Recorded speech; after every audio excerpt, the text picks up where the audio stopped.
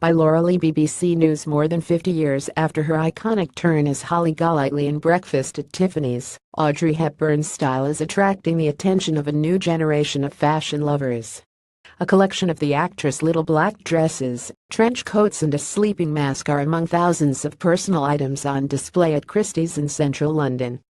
Almost 500 lots are to be sold in the coming weeks, but it was not only potential buyers browsing the auction house as the exhibition opened on Saturday.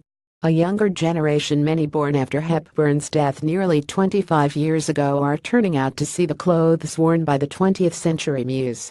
Adrian Humesayer, director of private collections at Christie's, said a huge part of Hepburn's fanbase was born after she died.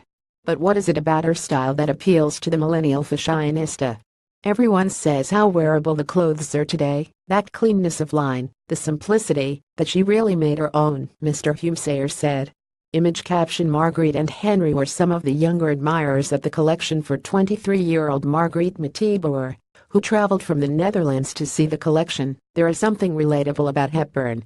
Marguerite, whose first experience of Hepburn was when she watched Breakfast at Tiffany's age 12, said she was very humble and human.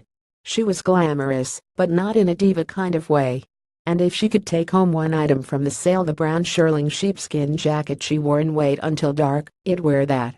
Accompanying Marguerite was Henry Wilkinson, an aspiring costume designer in London, whose first introduction to Audrey Hepburn was seeing the 1964 comedy My Fair Lady.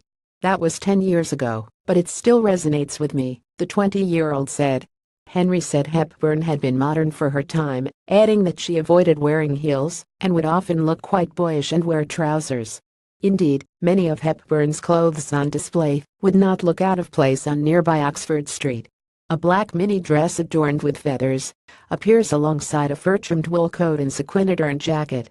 She worked with what she had, Henry said. And this stuff is relatively attainable.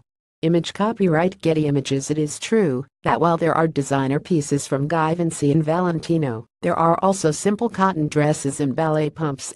The majority of accessories, which include a diamantine-crested serpent belt, are costume jewelry and not of the quality you might expect of a Hollywood actress. She owned very little real jewelry, said Mr. Humesayer. She was not interested in it. That lack of ostentation showed her humbleness. She was incredibly grounded.